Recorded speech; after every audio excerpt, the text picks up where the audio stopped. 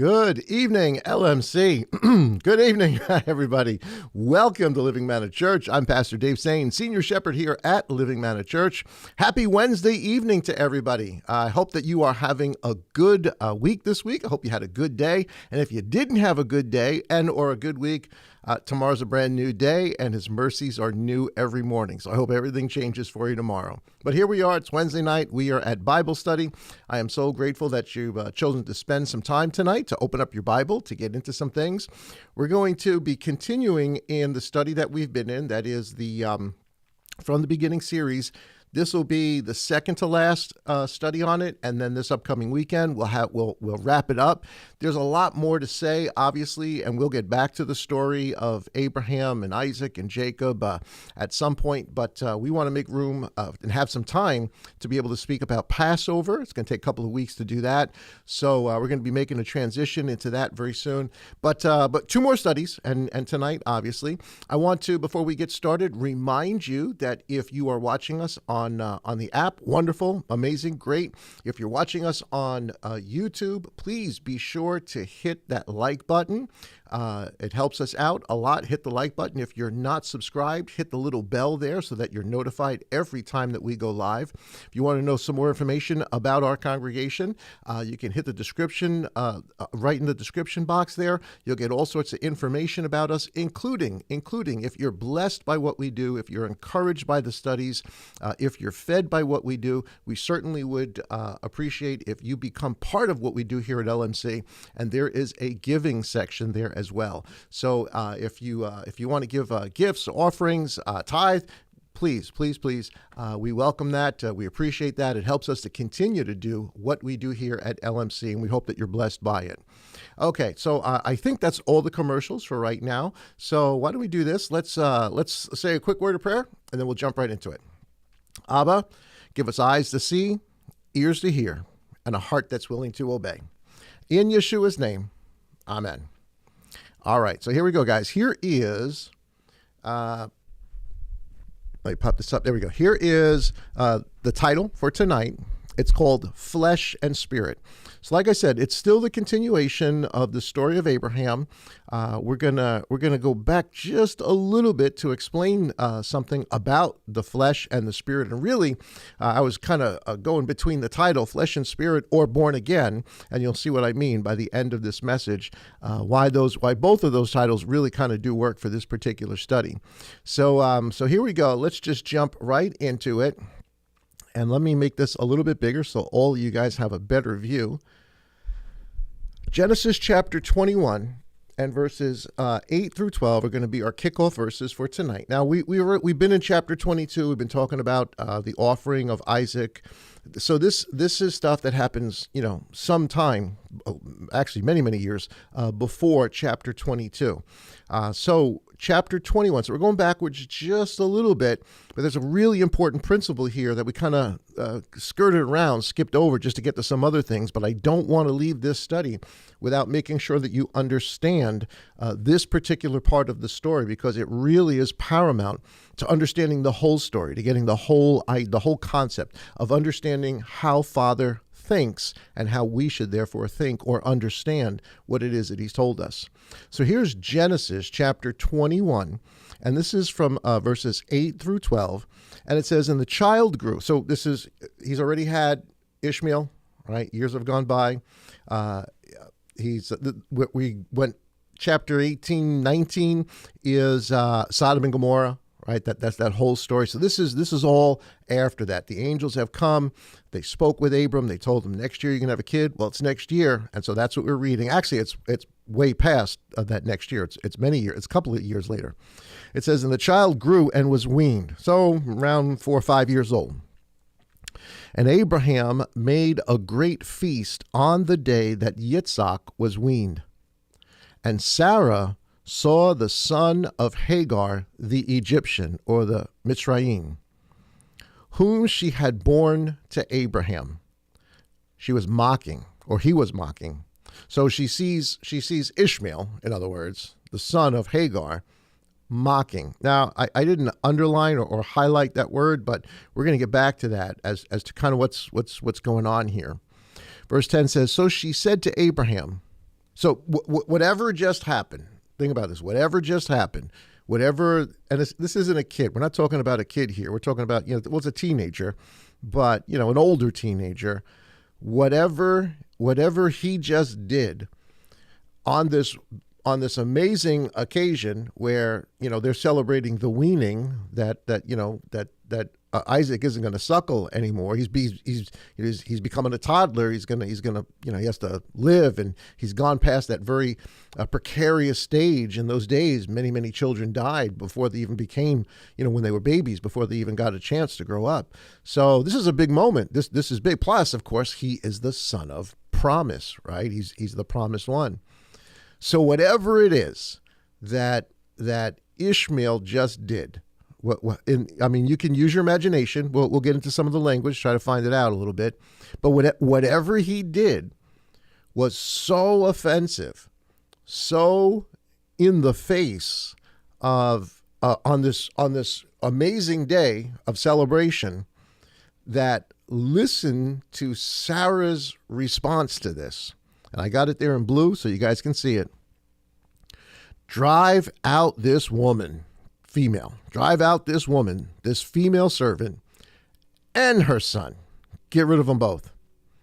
For the son of this female servant shall not inherit with my son, with Yitzhak. So whatever just happened here, and we have some clues in the language that Sarah uses to explain what just happened.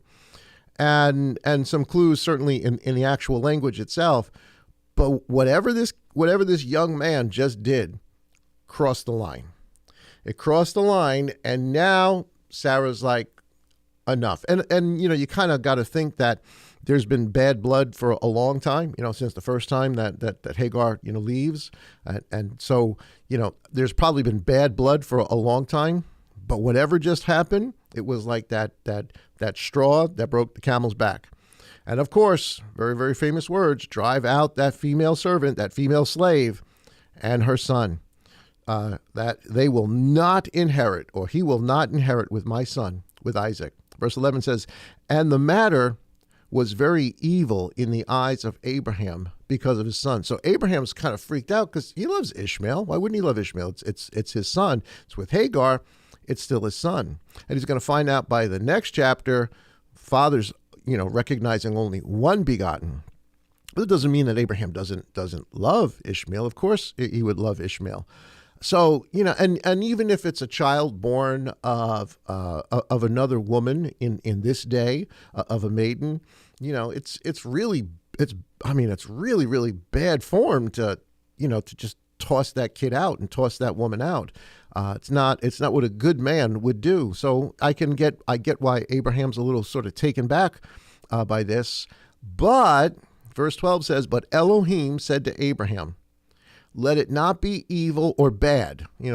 Evil's maybe, well, I guess it is evil, but I think in the vernacular we would say, let it not be bad. Don't think this is such a horrible thing in your eyes because of the boy, because of your female servant.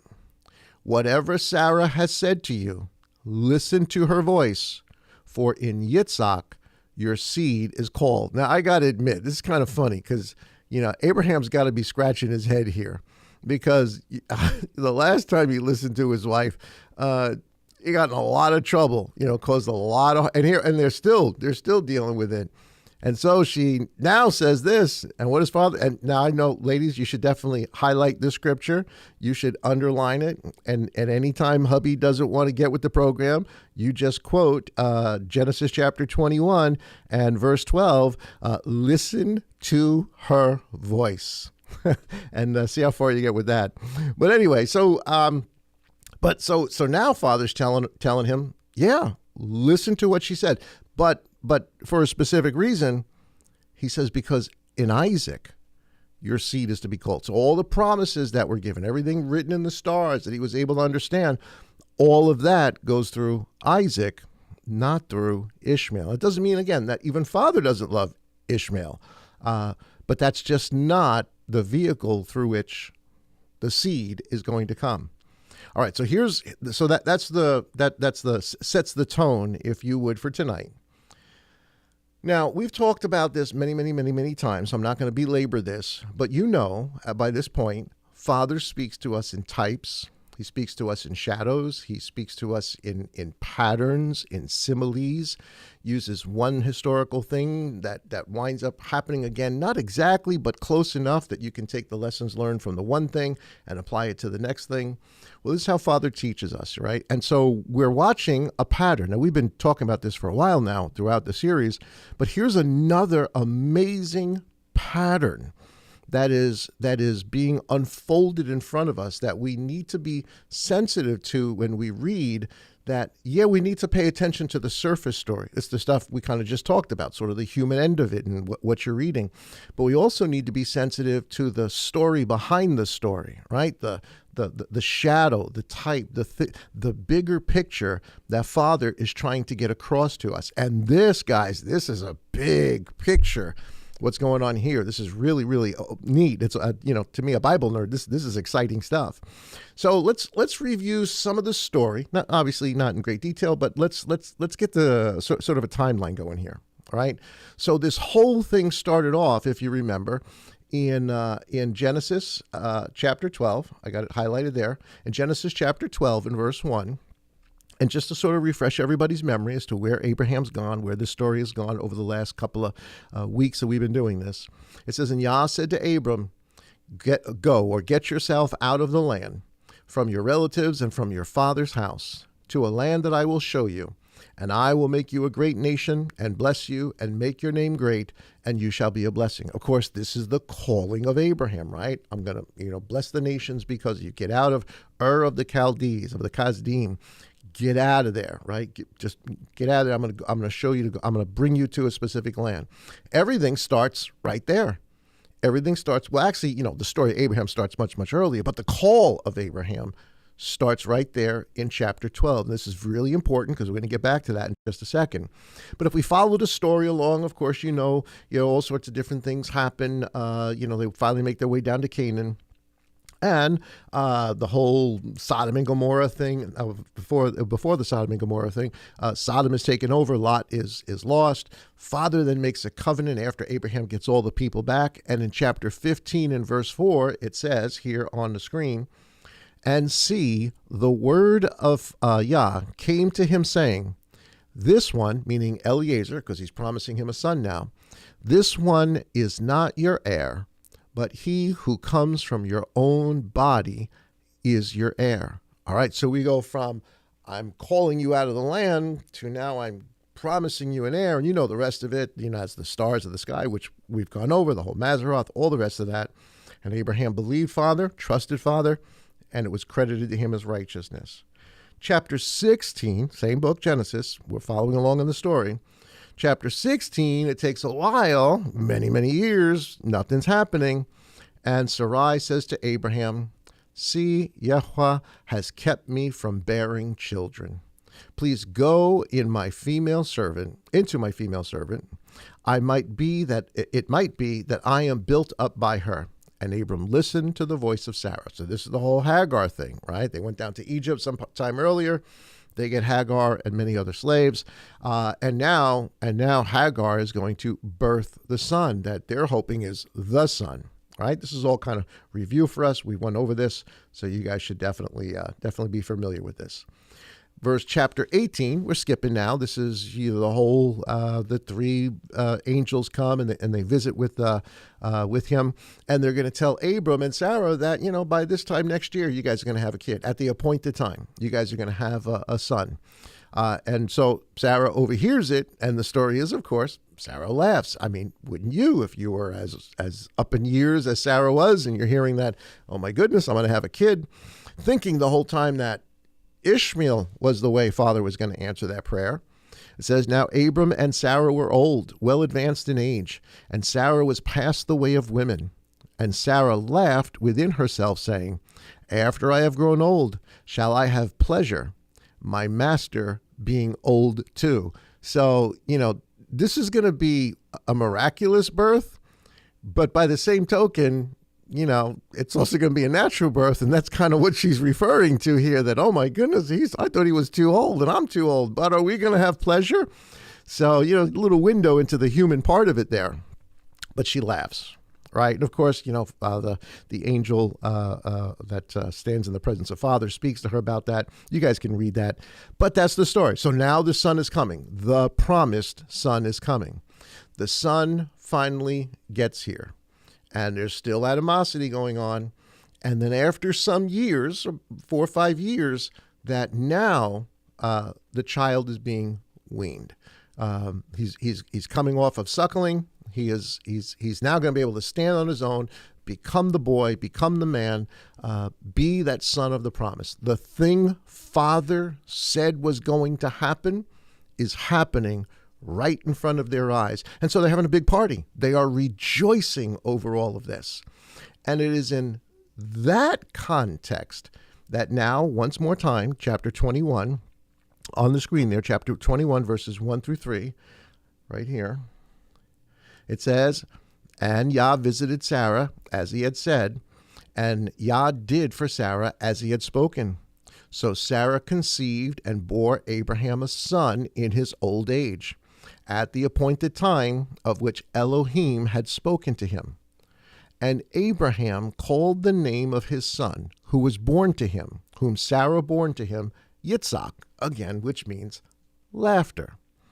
But, laughter in a good way, not mocking laughter in a good way. Like, oh my goodness, really, this is going to happen? Verse 8, it says, and the child grew and was weaned. So there's time in between verse 7 and verse 8, a few years between verse 7 and verse 8. So now the child is being weaned. The first couple of verses he was being born, and now he's being weaned. And the child grew and was weaned, and Abraham made a great feast on the day that Yitzhak was weaned. And Sarah saw the son of Hagar, the Mitzrayim, who she had bore to Abraham. Here it is again, mocking. So what is Ishmael doing? Now, the translation there is mocking, and it's the same word it's the same word for laughed. But the connotation here is why they laughed. Sarah laughed because, well, it's kind of funny. It's kind of crazy that would happen. What this young man, don't forget, he's not a kid here. He's a young adult. He's an older teenager. Really, in their day and age, he's an adult already. What is he mocking? What is he saying? Why does this become so offensive to Sarah that she decides, that's it, you and your mom, you're out. The woman of the slave will not inherit with my son. And I think that's the key. I think what she says is the key. Whatever he did in mocking, I think is connected to, and now think about it, for most of Ishmael's life, he thought he was the son, right? He thought he was the promised one. That's what he was told. That's what Abraham told him. That's what Sarah believed up until, a year ago when the angels came and spoke with him. That's what they believed. So this young man grew up his whole time thinking he was right, thinking he was the one. And now he's older. He's obviously mature and should be, beginning to walk in that promise, this thing that he always heard from his father and from his family of, what the God of heaven had chosen to do. And now there's another kid. And his mocking, I think, is with regards to, look at this kid. He's fresh off his mother's breast. He's going to be the child of promise. I was told I was the child of promise. I think that's the line he crossed. I think that's the mocking that he did. That finally Sarah's like, nope. This is my son. Mama Bear comes out of her. This is my son. This is the child Father told us was coming. This is the child that the angels told us a year ago. It's here. No more of this. We're not going to have this division, because what could come out of this is some really bad stuff. The animosity between two trying to be the heir, and we'll see that play out later on in the story. Not this story, but in his son's story, a whole other thing. So, he's claiming, I'm the firstborn. I'm the firstborn. And if you know anything about cultural stuff in the Middle East, and even today in the Middle East, the firstborn son gains the inheritance, or is supposed to gain the inheritance. There's a really kind of nice flip that Father does on this consistently over and over and over again. And this is one of them. But that's his argument. And from a cultural perspective, his argument is valid. I'm the firstborn. So he mocks, and on such a prestigious day, Sarah she was just not having it. And of course, get this woman out, kick her out. All right, so with that, there's a pattern that is starting to be shown to us here, and here is Galatians chapter 4 and verse 22. And also chapter 4 and verse 29, because this is now Saul, much later, commenting on these events. It says, "For it has been written that Abraham had 2 sons, one by a female servant and the other by a free woman. But he who was of the free woman, but he was of the female servant, was born according to the flesh." Underline that, highlight. In fact, I'm not even sure we put the notes up on the thing. If not, I'll make sure that we get them up there right after this. But look on your screen there, right? Look on your screen. I highlighted it. I colored it out so you guys can see it. The first son was born according to the flesh. The one of the free woman was born according to the promise. And we're gonna find out that word promise and the Spirit are going to wind up being synonymous, because it is Father's Spirit that has brought all of this into existence. Father spoke it, thought it, brought it. The Spirit moved. So so one is born of the flesh, the other is born through the promise written in the stars via the Spirit of Yah. Verse 29, so he's talking about the account that we were just reading. Same chapter 4. It says, "But as he who was born according to the flesh," so we're talking about Ishmael, "then persecuted him according to the Spirit," that is Isaac. Now I want you to notice 2 things here that are really, really important. And he who was born according to the flesh, see, the way it's now being translated is persecuted. We were just reading it in Genesis, and it's laughed, it's mocked, but it's mocked in a bad way. But we get a little window into their understanding of exactly what was going on. This was persecution that started against Isaac, such a small little kid, and his mom steps up for him. So that's the first thing I want you to notice is a little bit difference in the language, in the way it's said in the days of Moses, and their understanding of it in the days when Saul wrote it. All right, so that's the first thing. So as he who was born according to the flesh persecuted the one according to the Spirit. And here's where I want you to see that when you say Spirit, it is synonymous with the promise. This is the same chapter. They're like, 6, 7 verses away from each other. I just didn't want to write the whole thing out or type put it out just for time's sake for tonight. But think about, I just want you to make the correlation here. The one who was born according to the flesh, persecuted, talking about the past story, but we're going to find out is also the situation in Yeshua's day, and certainly in our day as well. But I want you to realize, so that's Ishmael. Isaac was born according to the promise, and he was born according to the Spirit. They are synonymous terms, right? He is born. He is born of the Spirit. We're talking about Isaac, born of the Spirit. It says, verse 30 says, "But what does the Scripture say?" And here he is. He's the very thing we were just reading, chapter 21. "Cast out the female servant." The flesh and her son, for the son of the female servant shall by no means be heir with the son of the free woman. So there's two things that you can be born by, or at least that are being shown us in a pattern in Genesis. Number one is the flesh, the will of man, the whole story. Hagar and Sarah's like, take my handmaid.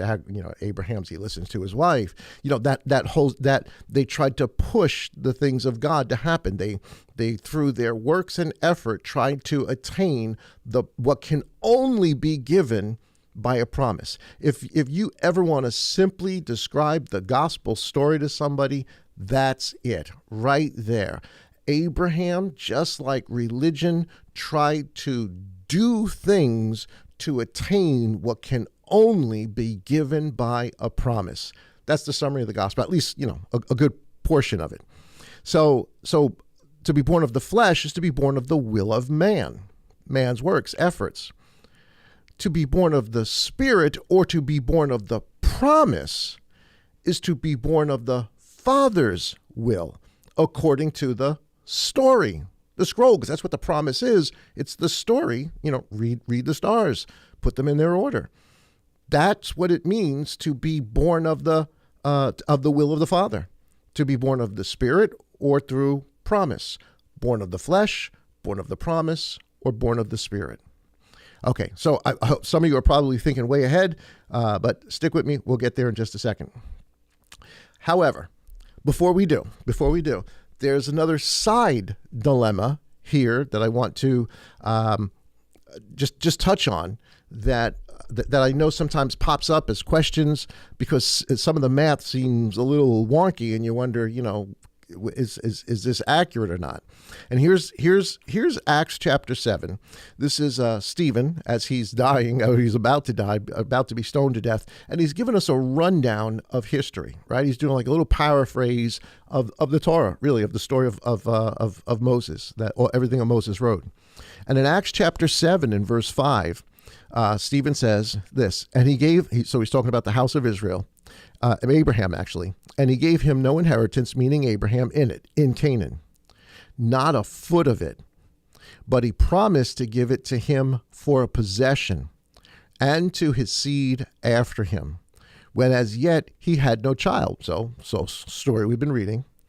Verse 6, and Elohim spoke in this way, that his seed would be enslaved and mistreated, persecuted, mocked for 400 years. So I'm connecting it to the story of Ishmael, just with those words, but for 400 years. And I highlighted that so you guys can see that stands out.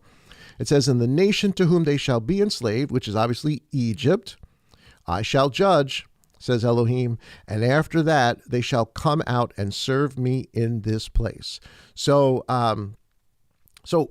here's Stephen just giving us a little window into the story, and he throws out this number, that the house of Israel was mistreated and enslaved for 400 years. This is connected to the story of Abraham.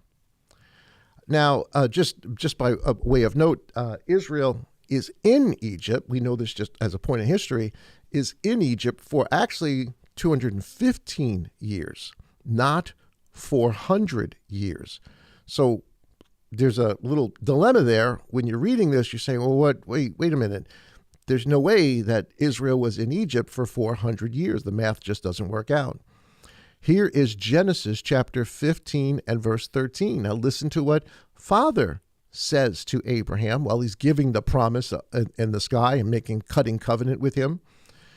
Chapter 15 and verse 13, and he said to Abram, know for certain that your seed are to be sojourners in a land that is not theirs. A land that is not theirs, and shall serve them. And here it is again, because I want you to make the connection with Ishmael persecuting, mocking, make the connection back to Saul talking about persecution back then and even now. And now here in the original promise, he says, your children are going to go to a land and they shall afflict them 400 years. persecute them. They're all so the whole story is connected from Galatians all the way here to Genesis. Verse 14 and the book of Acts. But the nation whom they serve I am going to judge, and afterward let them come out with great possessions. That's a whole neat message all by itself. One day I got to preach it. Now as for you, you are to go to your fathers in peace. You are to be buried at a good old age. Then in the fourth generation they shall return here, for the crookedness of the Amorites is not yet complete. So I want you to notice that highlighted thing. They're going to be there for how long? Father tells Abraham 400 years. However, and I put them all together. I know maybe a little bit small if you guys can see it. I don't know what kind of screen you guys are watching, but here's the dilemma. Is it 400 or is it 430 years? Because we get two sets of numbers in this story. Here's what we just finished reading, Genesis 15. It says, Then the Lord said to Abraham, Know for certain that your offspring will be sojourners. Let me just highlight here, and be afflicted for 400 years. All right, we got that. It says, the time that the people of Israel, this is Exodus chapter 12, verse 40 and 41. It says, the time that the people of Israel lived in Egypt was 430 years. And at the end of 430 years, on that very day, all the host of Yah went out from the land of Egypt. Okay, that's, they're close, but that's not exactly the same. Here is Acts chapter 7, verse 6, what we just finished reading. It says, and Father, or God spoke in this effect, that his offspring would be sojourners in a land belonging to others who would enslave them and afflict them. And here it is, 400 years. And finally, Galatians 3, verses 16 and 17, it says, Now the promises were made to Abraham and to his offspring. It does not say into offsprings, referring to many, but referring to one, and to your offspring, who is Messiah. We've talked about that. This is what I mean. The law, which came, and here it is, 430 years afterward, does not annul a covenant previously ratified by God, so as to make the promise void. So we've got 400 and 430, and it pops up in different things. So how do you square this circle? Well, it can be squared, and it actually makes a lot of sense once you understand it. So here's a little PDP chart. Hopefully you guys can it's big enough that you guys can see it, a little bit of a timeline.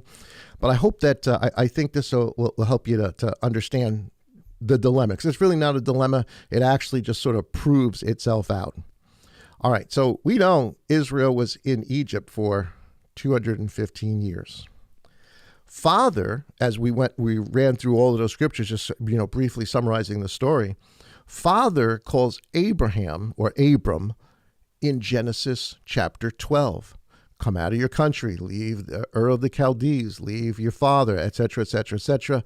Come to a land that I will show you. I'm going to bless you and bless the nations through you. All right, Abraham does that. Well, that's. Let me use a different color than what I've got up here. I'll just use white. Okay, so here we go.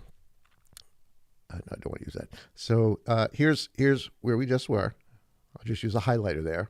There's Genesis chapter 12.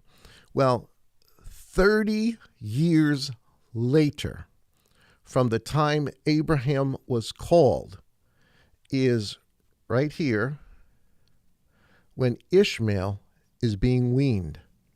It's 30 years since being called out of Ur of the Chaldees that now the promised son has finally come, and Isaac is now being weaned, and Ishmael, the son of an Egyptian, the son of a slave, who thinks himself the firstborn, is now mocking the true son who is the firstborn and is to be removed, is to be taken out. That happens 30 years after Father calls Abraham. So from the time of Abraham, over here, I'm just making a little yellow circle, from the time that Abraham gets called to the time that Jacob goes down to Egypt with his sons, the tribes. Joseph's in Egypt. That, from the time Abraham was called to that those events occur, is 215 years. From the time that they are in Egypt until they go out in the Exodus under Moses is another 215 years. Meaning that from the time, let me get rid of some of my highlights here, meaning that from the time that Abraham is called all the way until the Exodus is 430 years. So the writers were accurate, or Stephen and Paul, they were accurate. But from the time that Ishmael is mocking Isaac, who's being weaned, to the time of the Exodus is 400 years. And what winds up happening prophetically, and again, this, you got to have eyes to see this, but prophetically, what Father is doing, and it's I have it highlighted down here. You guys, if you can see it, the Egyptian persecution that actually lasts for 215 years, the way Father sees it is it began with Ishmael, who is the son of an Egyptian, a slave, who is usurping the story and wanting to be the son and mocking the one who is. So if it begins with Ishmael, the persecution from the time of Ishmael doing that to the Exodus is 400 years. And that's how Father's looking at this. Because who's Israel? Well, really, Abraham is the first one to be Israel. Isaac is the next one to be Israel. Then Jacob, and then the sons. Israel doesn't start with the 12 sons. The house of Israel is being built up in Abraham. I will build a nation out of you, Abraham. So it goes back to Abraham. So the house of Israel was already there, and the house of Israel is now being persecuted. And the land he's talking about is Egypt, because that's where they're going to come out of. But all of this land is Egypt. All of this land is Babylon. All of this land is run by the same gods that run Egypt. And so they're in a land that is not their own, whether they're in Canaan or they are in Egypt. So the math works. The math works. It's a wonderful story, but I want you to realize how important this event is, because it begins something and has a time frame that it lasts that we need to recognize. Plus, it has implication. It has greater meaning than just the story. As though the story is amazing, there's greater meaning to it as well. So I hope you guys got that. Let's move on. Okay, so back to the flesh and the spirit. So that's it. So hopefully those questions are answered. About 400, 430. What do they mean? When do they mean it? Et cetera, et cetera, et cetera. But the flesh and the spirit. Back to the story then. Galatians chapter 4 and verse 22. It says, "For it has been written that Abraham had 2 sons." Okay, we read this. One by a female servant and the other by a free woman. But the one who was of the female servant was born according to the flesh, and he of the free woman through the promise. All right, so we've already kind of defined flesh and being born of the promise, or being born of, we just said it before, being born of the Spirit. All right, so keep those in mind. And now let's take a look at this. I'm sorry with the... Here it is, John chapter 1 and verse 11. Now this is really important, guys. Ishmael is born, but he's born of the flesh. Isaac is born, but he's born of the Spirit. He's born according to the promise that has been written in the stars that he's going to live out in his life, which also the Messiah will come and be the first one born of the Spirit. Here's John chapter 1 and verse 11. It says, he, meaning Messiah, came to his own, and his own did not receive him. They persecuted him. They mocked him. They were the children of the flesh. But as many as received him, to them he gave authority to become the children through adoption. This is the whole doctrine of adoption. He gave us authority to become children through an adoption of Elohim, to those believing in his name, who were born, now catch this, who were born not of blood, nor of the desire of the flesh, nor of the desire of man, because that is Ishmael. That's the Egyptians, that's the son of the Egyptian slave. That's being born of the flesh. But instead, Messiah is now coming to show us to be born of Elohim, as Isaac was born of Elohim, or born of the Spirit, or born of the promise, born of the story that's in the stars. So where does the term born of the Spirit originate? Well, Saul's telling us it originates in the story of Abraham, Ishmael, and Isaac. 1 Peter chapter 1 and verse 23. It says, now that you have cleansed your lives in obeying the truth is obeying the story of the heavenly scroll as has now been lived out by Yeshua Messiah. And of course, the Torah, which tells the same story in great detail for us. Through the Spirit to unfeigned brotherly love, love one another fervently with a clean heart, having been born again. Now you're going to see that this born again can also be translated as born from above. Above where? In the heavens, where the story of the stars, of the story of the coming one is told in the stars. That's what we're being born of. That's born of the promise, or born of the Spirit, or born of Elohim. Having been born again of the above, the heavenly scroll, not of corruptible seed, not like Ishmael, but of incorruptible seed, like Isaac, through the living word of Elohim as given in the heavenly scroll and in the written Torah, which remains forever. So the concept of being born of the Spirit should have been something that the house of Israel should have understood. And yet, don't feel bad, not everybody gets this. We didn't get it. We didn't realize that that's what it meant, but here it is right in front of us. But don't feel bad. We're not alone. The religious leaders of Israel, the people who prided their lives on understanding this stuff, they didn't understand it either. They didn't get it either.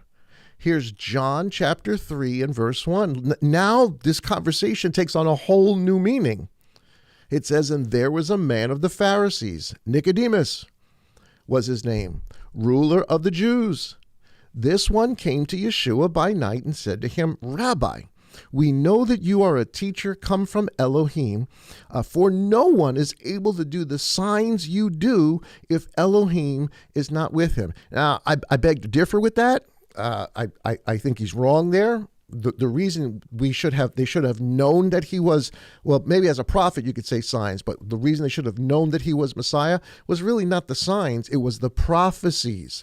The truth of Messiah is in prophecy. It's in what has come before that describes who he is. Signs and wonders, it's cool when Yah does them. It's cool, when we read about how Father used Messiah to do those things, but we have a more sure word, right? Prophecy, that should be the thing we hold on to. And here's prophecy, or here it is, looking at prophecy in Abraham, but now living it out in Nicodemus's day. So anyway, verse 3 says, Yeshua answered and said to him, truly, truly, I'm going to preach a message one day on truly, truly, what that really means. Truly, truly, I say to you, unless one is, and here I love the way the scripture version is interpreting this correctly. Not born again. He's saying born from above. Well, now it makes sense. It's not just born again. It is born from above. You become part of the story that's already being told of who the Son actually is, of what Isaac lived, and now what Yeshua is living. So he says, truly, truly, I say to you, unless one is born from above, he is unable to see the kingdom of Elohim. You can't get in. You cannot get in unless you are born of that story, unless you get it. Verse 4, Nicodemus said to him, how is a man able to be born when he is old? Is he able to enter his mother's womb a second time and be born? And Yeshua, again, truly, truly, I'm telling you, got to do a message on that. Truly, truly, I say to you, unless one is born of the water, and I believe he's talking about the baptism, mikvah, to follow him. There is the way that you approach Yah. You come, you go to the water first. You get washed, you get bathed, you get mikvahed. You bring an offering to the altar. That's the process of entering in. So born of the water and of the Spirit. Well, now we know what it means to be born of the Spirit because Isaac was born of the Spirit. He was born according to the promise that Father had written in the stars and in the earth and in the Torah. All of it. That's who he was born of, because it's the Spirit that does those things. That's the agent of Father that does all the things that we see all around us. He's the one that does them. So that's what it means to be born of the Spirit. And so Nicodemus, he's not getting it. So truly, truly, I say to you, unless one's born of the water and of the Spirit, of the promised Son, like Isaac, if that doesn't happen, you are unable to enter into the kingdom of heaven. That's the second time he said that.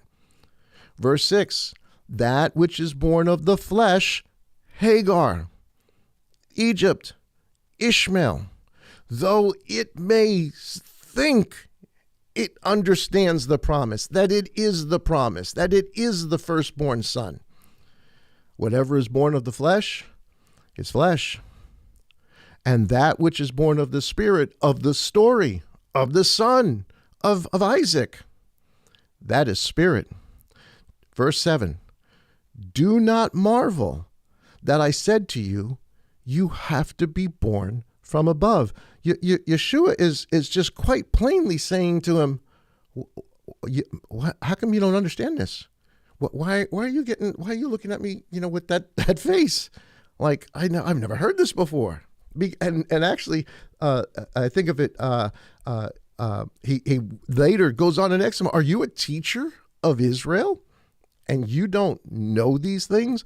So Yeshua is telling us, or telling them, you should have understood the whole concept of being born from above, the difference of being born of the flesh and then born of the Spirit. You should have known this already. This should have been something the house of Israel clearly understood. We've kind of taken it and twisted it and made it things that it's really not supposed to be. But here it is in its most Hebraic form. According to the story, this is what it means to be born from above, to become part of that story, to be adopted into that story, by grace, to have your sin covered and be brought into this wonderful story. That's what it means. That's what he's talking about. Those people become the adopted sons of Elohim. And of course, who does this come by? It comes by the Son, the first one born from among the dead. Here is 1 Corinthians chapter 15 and verse 42. It says, so also, so Saul, so we just, let me put this to the next page. We just looked at John, the gospel writer, right? And he's telling us about born again. We already looked at Peter. He's speaking about what born again or born from above truly means, the difference between the flesh and the spirit. Well, Saul also gets into the conversation, except Saul, not only does he get what the idea means, so he is a Pharisee, unlike Nicodemus, who got it. Well, he got it through, some really difficult circumstances, but he got it. So he's going to say the same thing, but he's going to use a different analogy. But it still boils down to Ishmael and Isaac. It still boils down to flesh and being born of the Spirit, or born of the promise, or born of Elohim. 1 Corinthians chapter 15 and verse 42, so also is the resurrection of the dead. So he's talking about coming resurrection. The whole chapter is about that. It says, it is sown in corruption, it is raised in incorruption. It's sown in death, it's raised in life. It is sown in disrespect, it is raised in glory. It is sown in weakness, it is raised in power. Verse 44, it is sown, and here it is, guys. Let me get a good color here. Here it is. It is sown a natural body, a flesh body, an Ishmael. Well, you're going to find out as we go through Corinthians here, he's talking about Adam. Adam is the one born the natural body. Adam is a type of Ishmael in the way Saul tells the story. It says it is raised a spiritual body. That is Isaac, Yeshua. So you've got Ishmael and Adam being equivalent concepts in Saul's teaching here in 1 Corinthians, and you have Isaac and Yeshua also being equivalent themes, being pitted both against each other. One being born of the flesh, the other being born of the spirit, a spiritual body. It says there is a natural body and there is a spiritual body. And so it has been written, the first man, so we know who we're talking about here, the flesh, Adam, or as the story starts with Abraham, Ishmael. Adam became a living being. He was of the dust. He was made of flesh. He was of the dust, the dirt, the earth. The last Adam, Yeshua, a life-giving spirit. Now I want to say something that's really important for us to wrap our minds around, because what he's telling us is, even though it's saying that Yeshua is a life-giving spirit, Yeshua was also born of the flesh, as Adam was.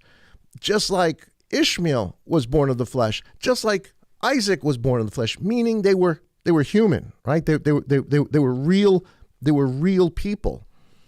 Adam being born of the flesh as a human, Yeshua being, so he becomes the Ishmael. Yeshua being born of the flesh is the promised son. So if he is born from the story, he is born of the Spirit. And we see the evidence of that at his baptism, as the fullness of Father's Spirit comes on him. That has never come on anybody. The seven spirits of Father have never come on any human being, but they came on Messiah because he was the one who was the story from above. So, but I want you to realize they were both flesh. They were Adam and Yeshua are brothers, just like Ishmael and Isaac were brothers.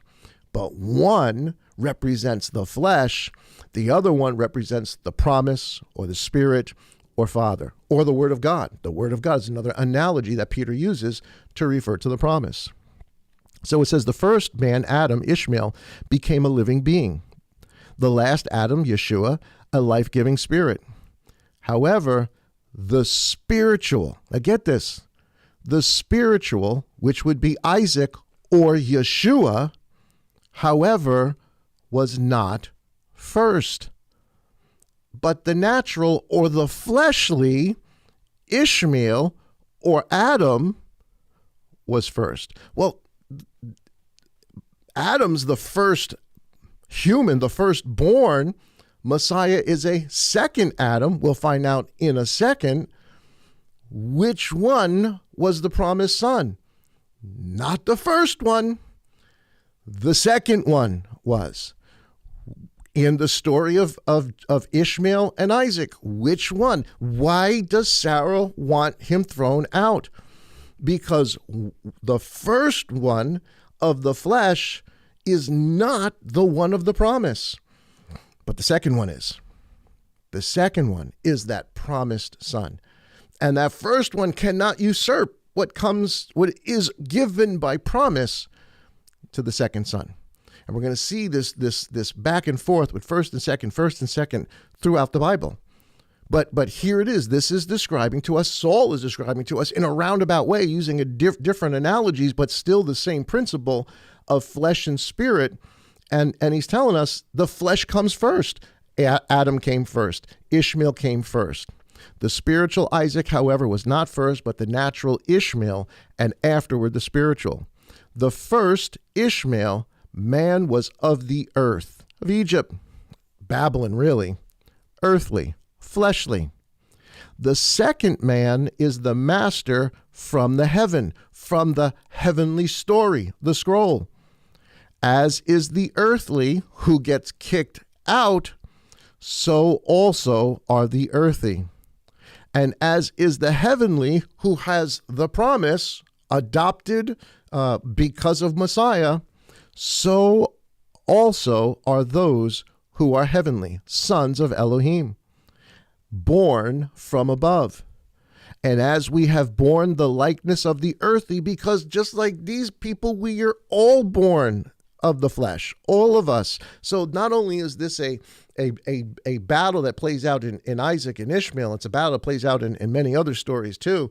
It's the battle that plays out in the story of Adam and the story of Yeshua, but it's also the battle that plays out inside of our very being. There is a flesh in me that we've got to deal with, that a son that's of the Egyptian woman, of the slave woman, that I've got to get rid of, and I've got to be that child of promise. So the battle's also going on inside of us. There's just so many dimensions to this as you really begin to understand it. But it all starts with Isaac and with Ishmael. It says, so also are those who are earthy. Verse 29, and as we have borne the likeness of the earthy, of Ishmael, we mocked. We were Adam. We rebelled. We shall also bear the likeness of the heavenly, of Isaac, of the child who was of the promise, of Yeshua, who is the son of the promise. And so this I say, brothers, that flesh and blood, that Ishmael, no matter whether Ishmael believes he's the firstborn or not, has heard that he is the son or not, if it is of the flesh, if it is not born of the spirit, if it's not born from above, if it's not born of Elohim, if it's not born of the word of God, or if a person is not born of the word of God, flesh and blood is unable to inherit the kingdom of heaven. Neither does corruption, death, inherit incorruption, life. Wow. Wow, I mean that's amazing stuff to me. That's wonderful, wonderful, wonderful, wonderful. Saul telling us the same thing that Moses is telling us in the story of Abraham. That this duality that John is telling us of, the flesh and the spirit.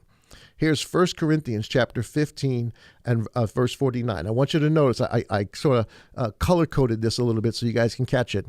1 Corinthians 15:49, and as we have borne the likeness of the earthy, of Ishmael, mocked, we rebelled, we also bear the likeness of the heavenly, Isaac, Yeshua, the son of promise. And this I say to you, brothers, that flesh and blood is unable to inherit the kingdom of Elohim. Okay, so the blue is really what I want you to focus on there. Here's Saul saying it. Here's Galatians chapter 4, verse 28. And we, brothers, as Yitzhak were, are children of promise. We are children of the heavenly scroll. We are children of this eternal story. We are children of the book. But as he who was born according to the flesh then persecuted him born according to the spirit, so also now. Well, that's what was happening right in front of their eyes. And it's happening today too. But what does the scripture say? Cast out the female servant and her son. And again, he's telling us the same thing we just read in verse 50 of Galatians 15. For the son of the female servant shall by no means be heir with the son of the free woman, except he's quoting Genesis. Genesis is the first one that says, if you are not born from above, you will not inherit the kingdom of heaven. That's what Genesis is telling us. That is what Yeshua is telling them in John chapter 3 to Nicodemus.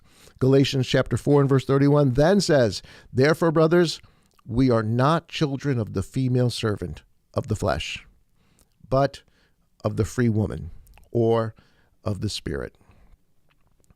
Isn't that wonderful? That's it. That's it for tonight. I know we're going to end a little bit early today, but I thought that was a neat study. A very different way of understanding why Yeshua seems like he's so upset with Nicodemus, and why Nicodemus is like, I don't get this. What are you talking about? Going back into your mom's womb? Just, this is craziness. No, it was Torah. It was Torah the whole time.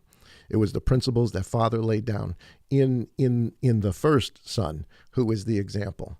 And of course, the story of Abraham just goes on and on and on. So many things. Then some we've even skipped, just for time's sake. But I promise we'll go back, and there's some other neat things I wanted to share out of that story. But I thought tonight was good because I want you to really have that understanding of what it means to be born from above, to be born of the Spirit. It's important. It's important that we understand that. All right, guys, thank you so much for hanging out with me tonight. I really appreciate it. Have a great, great evening. Don't forget, guys, download our app. Be part of our Manna Eaters Thursday night. Hopefully you guys got your menus ready. Get something up there. Take a picture, post it up. Even if you don't have a picture of something, just go online and say hi to everybody. Thursday night between 6 and 8. Send out all the dinners and stuff you've got. I'm going to try to be cooking something special myself. So I look forward to seeing what you guys are cooking and eating and sharing of Father's Word. And guys, also listen, Passover's coming. You can sign up. It's there. Got a whole bunch of stuff coming up. So it's space is limited. So if, the earlier, the better. And it's going to come quick. It's right around the corner. And before you know it, we'll be celebrating. I think that's all the commercials, guys. Hit that like button. Don't forget, guys, if you like what you hear, if you're enjoying, if you're being encouraged, please support us. You can do it on the app, or you can go right into the description section there, and it'll lead you right to the place where you can support us. Guys, thank you so very much. Guys, have a wonderful evening. Let me just make that bigger. There we go. Guys, have a wonderful evening. Yah bless and shalom.